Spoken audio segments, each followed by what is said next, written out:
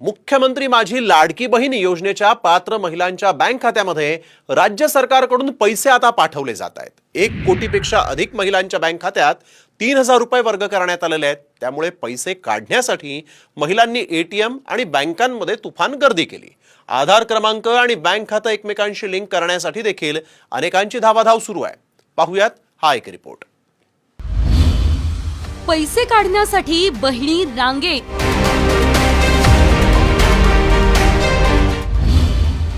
KYC पूर्ण करण्यासाठीही धावाधाव,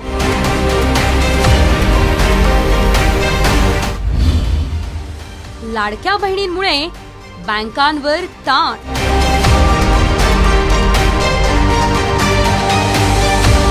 रक्षाबंधनाच्या पार्श्वभूमीवर लाडकी बहीण योजनेत महिलांच्या खात्यावर 2 हप्ते असे एकूण 3000 रुपये जमा झाले। स्वातंत्र्य दिनाच्या